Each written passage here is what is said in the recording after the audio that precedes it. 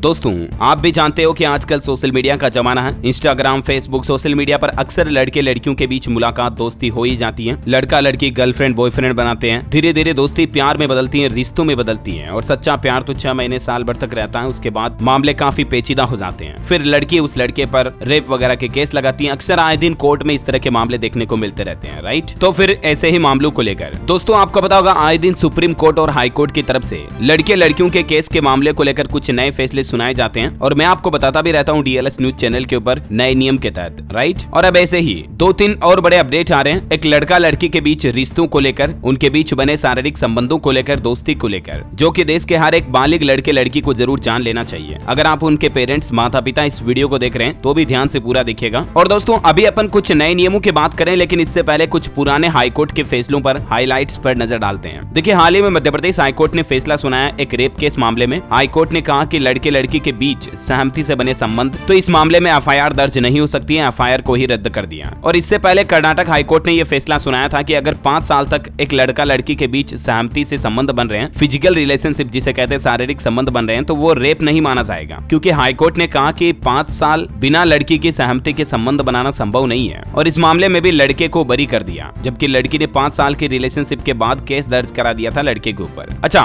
Bombay high court ने हाल ही में एक फैसला सुनाया कि लड़की का हाथ पकड़कर प्यार का इजहार करना उसके साथ छेड़छाड़ करना नहीं है। और एक ऐसे ही मामले की सुनवाई करते हुए हाईकोर्ट ने एक ऑटो ड्राइवर को राहत दी, केस से बरी कर दिया। बॉम्बे हाईकोर्ट का कहना था कि एक लड़की को प्यार का इजहार किया जा सकता है अगर गलत तरीके से उसके साथ किसी तरह की कोई ज्यादती जबरदस्ती नहीं की गई है, तो प्यार का इजहार करना कोई छेड़छाड़ नहीं है, ऐसा। और बॉम्बे हाईकोर्ट ने एक और नया फैसला सुनाया था जिसमें भी दुष्कर्म के आरोपी को जमानत दे दी, ये कहते हुए कि लड़की नाबालिग थी, लेकिन आखिर फिर भी लड़के को बरी क्यों कर दिया और जमानत क्यों दे दी। तो दरअसल देखिए, मामला बॉम्बे उच्च न्यायालय ने पिछले साल 2022 में नवंबर में यह फैसला सुनाया था 15 वर्षीय एक लड़की से। इस तरह के एक मामले में 22 वर्षीय एक युवक को गिरफ्तार किया लेकिन जमानत दे दी और कहा कि यह सच है कि लड़की भले ही नाबालिग है लेकिन वह रिश्ते में थी और अपनी मर्जी से लड़के के साथ गई थी, तो फिलहाल तो उसको जमानत दे दी। बॉम्बे हाईकोर्ट ने कहा कि भले ही उम्र कम है लेकिन याचिकाकर्ता युवा है और प्रेम में पड़ने वाली उम्र का है और लड़की भी मर्जी से लड़के के साथ गई थी, दोनों रिश्ते में थे। तो कहने का मतलब ऐसे मामलों में भी पॉक्सो एक्ट लागू नहीं होता है अगर लड़की सहमति से लड़के के साथ भागती है, बाहर जाकर विवाह कर लेती है वगैरह वगैरह। हालांकि इस तरह के मामलों के एंटी मामले भी कई बार हाईकोर्ट की तरफ से हमें सामने देखने को मिले। देखिए, दिल्ली हाईकोर्ट ने फैसला सुनाया था कि शारीरिक संबंध बनाने के लिए नाबालिग की सहमति ही वैध नहीं है। दिल्ली हाईकोर्ट ने रेपिस्ट को जमानत नहीं दी और आरोपी ने लड़की की बर्थ डेट में भी बदलाव कर दिया था होशियारी दिखाते हुए। लेकिन दिल्ली हाईकोर्ट ने बॉम्बे हाईकोर्ट का उल्टा फैसला सुनाया कि चाहे लड़की नाबालिग हो और सहमति से संबंध क्यों ना बना रही हो, फिर भी इसे रेप ही माना जाएगा। कई बार ऐसे मामले भी देखने को मिलते हैं जहाँ लड़का नहीं बल्कि लड़की एक लड़के के साथ जबरदस्ती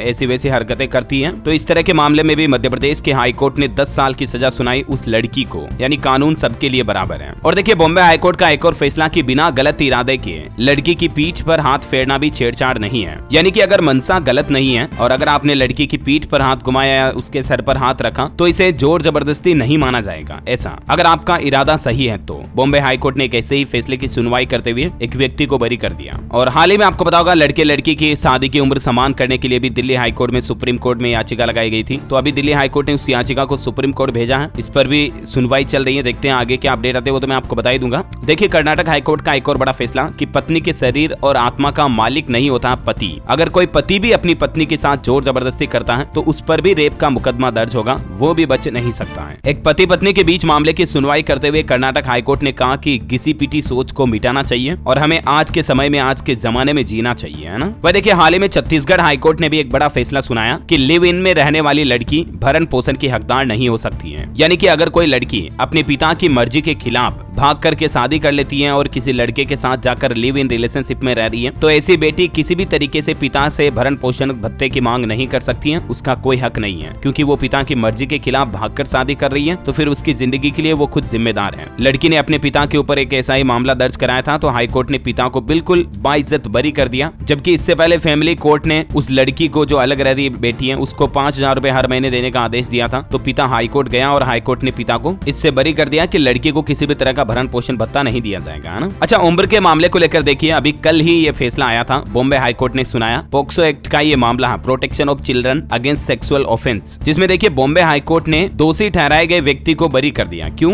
देखिए, समझिए पूरा मसला क्या है। हाईकोर्ट ने कहा कि अक्ल दाढ़ उम्र का पुख्ता सबूत नहीं होती है। इसके ना होने से लड़की लड़की नाबालिग साबित नहीं होती है और रेप के आरोपी को बरी कर दिया, क्योंकि जिन लड़की के परिवार वालों ने लड़के पर मुकदमा दर्ज कराया था ना, उन्होंने लड़की की उम्र का कोई डॉक्यूमेंट नहीं दिया, कोई सबूत नहीं दिया, बल्कि उन्होंने कोर्ट में ये कहा कि हमारी बच्ची के तो अभी अक्लदाड़ भी नहीं उगी है, वो तो नाबालिग है। तो हाई कोर्ट ने कहा कि अक्लदाड़ का नहीं उगना कोई उम्र का पुख्ता सबूत नहीं हो सकता है। देखिए, दाढ़ किस किस उम्र में उगती है इसका भी नॉलेज मैं आपको बता देता हूँ। जो हमारे दूसरी दाढ़ होती है ना, वो 12 से 14 साल की उम्र में निकल जाती है, जबकि तीसरी दाढ़ जिसे अक्लदाड़ कहते हैं वो 17 से 25 साल की उम्र के बीच में निकलती है। यानी कि अक्लदाड़ का निकलना ज्यादा से ज्यादा ये संकेत दे सकता है कि शख्स की उम्र 17 साल या इससे ज्यादा है। लेकिन अक्लदाड़ नहीं उगी ये चीज साबित नहीं करती कि व्यक्ति की उम्र 18 साल से भी कम उम्र है, समझ रहे हो ना, क्योंकि कई बार 20 साल की उम्र में भी अक्लदाड़ नहीं उगती है। तो यही बॉम्बे हाईकोर्ट ने फैसला सुनाते हुए व्यक्ति को इस मामले से भी बरी कर दिया। और देखिए, कर्नाटक हाईकोर्ट ने भी एक फैसला सुनाया कि लड़की की उम्र 18 साल से कम हो तो भी हिंदू विवाह अधिनियम के तहत की गई शादी को अमान्य करार नहीं किया जा सकता है। अगर शादी एक बार हिंदू विवाह अधिनियम के साथ हो गई, कई बार पुराने जमाने में आपको पता होगा बाल विवाह ही होते थे, अक्सर कम उम्र में लड़के लड़कियों की शादी कर दी जाती थी, तो हिंदू विवाह अधिनियम के तहत शादी हुई, उस शादी को अमान्य घोषित नहीं किया जा सकता, भले ही लड़की की उम्र 18 साल से उस समय कम रही हो, है ना। तो ये कुछ लड़का लड़की को लेकर अहम बड़े फैसले और नए नियम, न्यू रूल्स एंड रेगुलेशंस उम्मीद है आपको जरूर जानने मिले होंगे। और भी आपके मन में कोई सवाल है कमेंट करके मुझे नीचे पूछ सकते हैं, मैं रिप्लाई करने की जरूर कोशिश करूंगा। और बाकी इस वीडियो को लाइक और शेयर करना, DLS न्यूज चैनल को सब्सक्राइब करके बेल आइकन जरूर दबा देना, ताकि आप ऐसी ही महत्वपूर्ण जानकारियों से हमेशा अपडेट रह पाएंगे। जय हिंद, जय